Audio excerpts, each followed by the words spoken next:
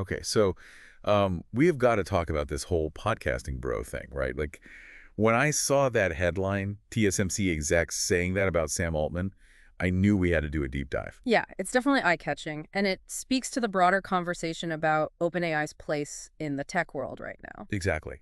So we're digging into this Tom's Hardware article, trying to figure out if Altman is this visionary genius or if he's maybe lost touch with reality a little bit. Right, because there's this fascinating tension building. On one side, you've got OpenAI pushing the boundaries of AI, making these huge claims about its potential.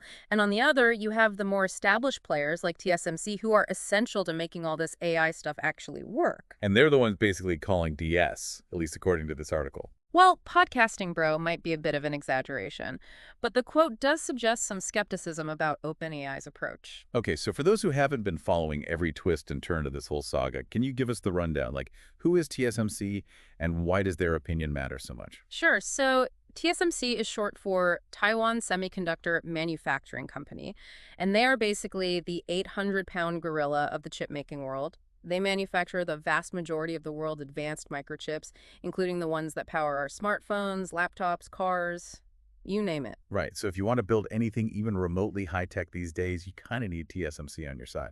Pretty much, which is why this whole podcasting bro comment is so significant. It's coming from a company with incredible leverage in the tech industry, a company that OpenAI ultimately relies on. Okay, so let's get into the specifics of what went down.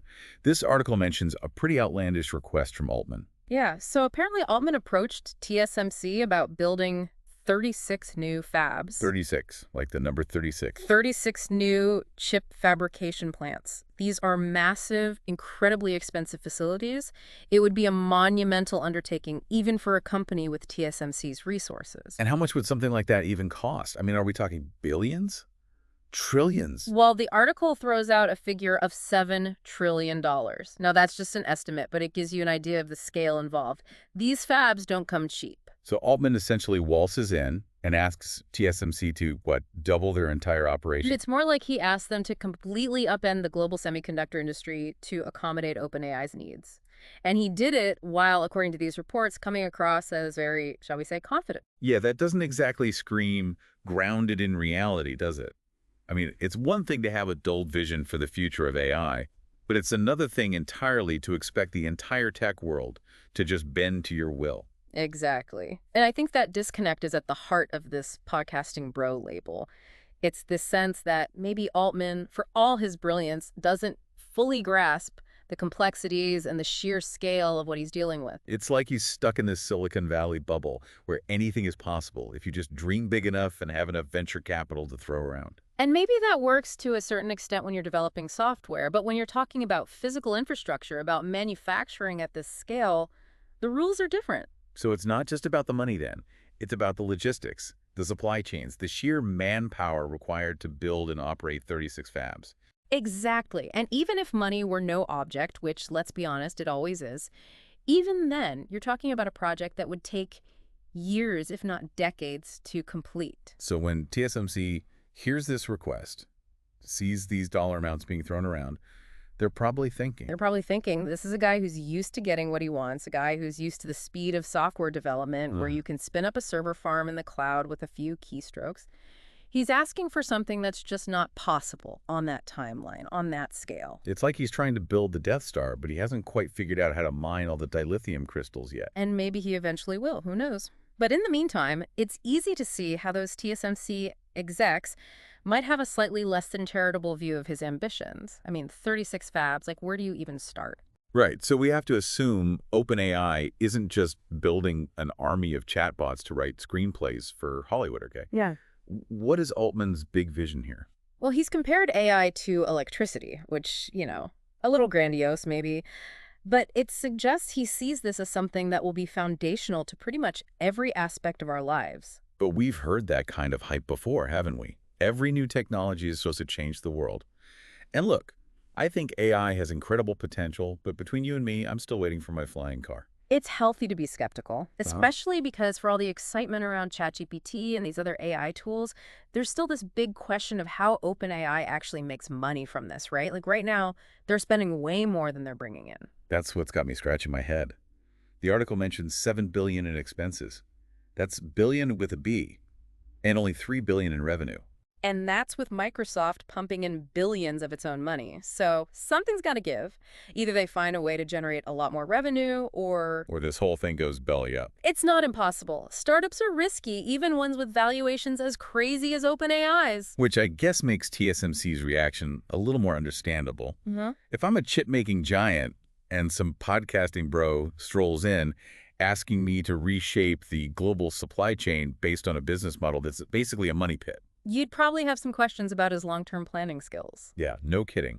And I think that gets at a bigger issue here, which is this disconnect between the software world and the hardware world. Elaborate on that. Well, in software, you can iterate quickly, pivot on a dime. If something's not working, you just rewrite the code.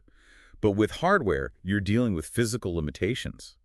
Building a fab takes time. It takes resources. You can't just hit undo if you make a mistake. It's the difference between building a website and, I don't know, building a skyscraper. One is mostly virtual. The other is very much grounded in the real world. And OpenAI, for all their talk about AI being this transformative force, they still need those physical chips. They still need those fabs. And right now, the people who control those things aren't exactly buying what they're selling. Right, and it's not just TSMC either. Remember when Apple launched the iPhone 16 a few weeks ago? They made a huge deal about their new AI features. Apple Intelligence, they called it. I remember the keynote. Tim Cook could barely contain his excitement. Well, it turns out those features weren't actually ready. Wait, really? I must have missed that. Yeah, they're promising a software update next month to actually activate them. Wow. So even Apple, with all its money and its in-house chip design teams, they're struggling to deliver on their AI promises. It shows that this stuff is hard. It's not just about having a cool demo or a catchy marketing campaign. So where does that leave OpenAI? Is Altman just completely delusional? Well, I wouldn't go that far. He's clearly a brilliant guy, and he's assembled a team of incredibly talented people at OpenAI. So are they on to something? Is AI really about to have its iPhone moment? So we've got OpenAI out here swinging for the fences, but maybe, possibly, kind of striking out too. TSMC's thrown some serious shade. Apple's got their own AI hiccups. It's making me wonder, is OpenAI really about to revolutionize the world, or are they about to face a reality check? I think that's the question everyone in tech is trying to figure out. Are we on the verge of this massive AI breakthrough, or is this hype train about to run out of steam? Right, because there's a difference between a cool tech demo and, actually changing the world. Absolutely. And I think it's important for our listeners to remember that this is still early days. AI has the potential to be incredibly transformative, but it's not a magic bullet. So no flying cars just yet. Not quite. But look, even if OpenAI's grand vision doesn't pan out exactly as they're picturing it, even if they don't end up building those 36 fabs, the work they're doing is pushing the entire field forward. Right, because competition breeds innovation, as they say. Exactly. And whether it's OpenAI or Google or Apple or some company we haven't even heard of yet, someone is going to figure out how to unlock the true potential of AI.